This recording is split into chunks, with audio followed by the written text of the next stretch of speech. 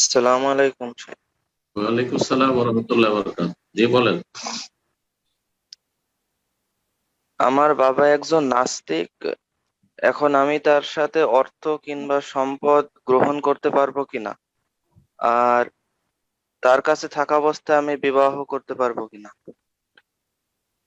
আপনার আব্বা নাস্তিক, আল্লাহ তাকে হেদায়েত দান করে এবং আল্লাহ রাব্বুল আলামিন আপনাকে তার গুমরাহি, তার অনিষ্ট থেকে রক্ষা করেন।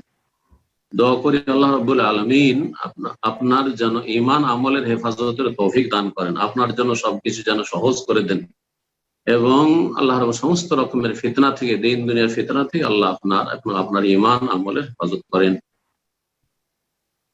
ভাগ্যবান আপনি, আল্লাহ শুকরিয়া আদায় করেন যে নাস্তিকের ঘরে আল্লাহ রাব্বুল আলামিন তৌহিদবাদী পয়দা করেছেন এবং কোরআন সুন্নাহ শিখার ক্ষেত্রে আগ্রহী পয়দা করেছেন। আল্লাহ রাব্বুল আলামিনের অশেষ রহমত আপনার।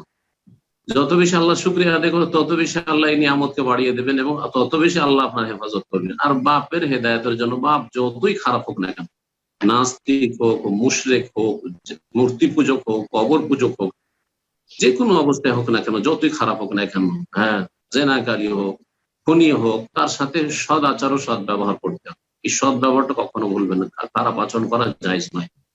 হেদায়েতের চেষ্টা করবেন দোয়ার মাধ্যমে, দাওয়াতের মাধ্যমে। দোয়া করেন আল্লাহর কাছে যে আল্লাহ তুমি আমার বাপকে হেদায়েত করে দাও।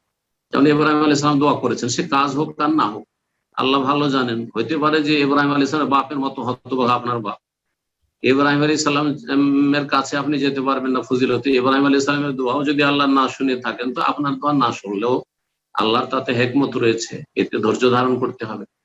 দোয়া করবেন, দাওয়াত দিবেন, মানে ভালো উপদেশ দেওয়ার চেষ্টা করবেন। যখন মেজাজ ঠান্ডা থাকবে, ভালো থাকবে, যখন কাছাকাছি বসার সুযোগ হয়েছে, খুব মায়ার সাথে, শ্রদ্ধার সাথে বাপকে হেদায়েতের চেষ্টা করবে। যদি আল্লাহ তার কল্যাণ চান তো আল্লাহ হেদায়েতের তৌফিক দেবেন, আর যদি তার কল্যাণ না চান আর সে কল্যাণের চেষ্টা করেনি, তো আল্লাহ কখনো কোনো মানুষকে জবরদস্তি হেদায়েত করবেন না। ওয়ালাউ শাআ লাহাদাকুম আজমাইন, জবরদস্তি করলে আল্লাহ সবাইকে আল্লাহ হেদায়েত করতেন, কিন্তু না, আল্লাহ রাব্বুল আলামিন মানুষকে স্বাধীন করেছেন এবং স্বাধীন চিন্তা চেতনার ক্ষমতা দিয়েছেন। এর উপরেই মানুষের পরীক্ষা হবে।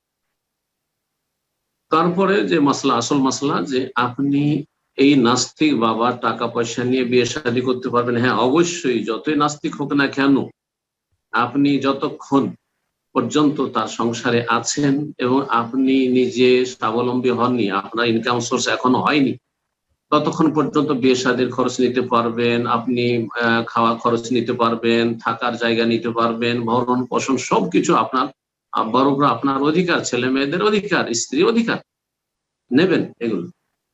আর যখন আপনি স্বাবলম্বী হয়ে যাবেন, আলহামদুলিল্লাহ আপনার রুজি রোজগার হচ্ছে, তখন তারপরও করার দরকার নেই। তারপরেও বাবা যদি দেয় তো নেওয়া যায়। কাফের মুশরিকের, সে বেগানা কাফের, অন্য কাফের মুশরিকও যদি হয় আর আপনাকে কোনো অবঢৌকন দেয় তো নেওয়া যায়। সুতরাং বাপ নাস্তিকও যদি আপনাকে দেয় আর আপনি স্বাবলম্বী, তারপরে সেটা যায়।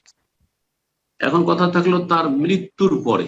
এখন তো মারা যায়নি, সুতরাং এই ফতোয়া এখন দরকার নেই। হ্যাঁ, মৃত্যুর পরে লা ইয়ারিসুল মুসলিমুল কাফের ওয়াল কাফের মুসলিম, মুসলিম কাফের ওয়ারিস হবে না আর কাফের মুসলিমের ওয়ারিস হবে না। আপনি আগে মারা গেলে আপনার ধন সম্পদে আপনার বাপ নাস্তিক ভাগ পাবেন, আর আপনার বাপ আগে মারা গেলে সে যদি কুফরের অবস্থায় মারা যায়, নিশ্চিত থাকে, নিশ্চিত হইতে হবে কিন্তু, নিশ্চিত যে সে কুফরের অবস্থায় মারা গেছে, বড় কুফরি, তাহলে তার উত্তরাধিকারী ওয়ারিস আপনি মুসলিম হবে না। আল্লাহ আপনাকে বহু দিক থেকে দিয়ে অভাবমুক্ত সচ্ছল করে দেবেন, কোনো পরোয়া নেই। আল্লাহ আপনার জন্য সহজ করুন।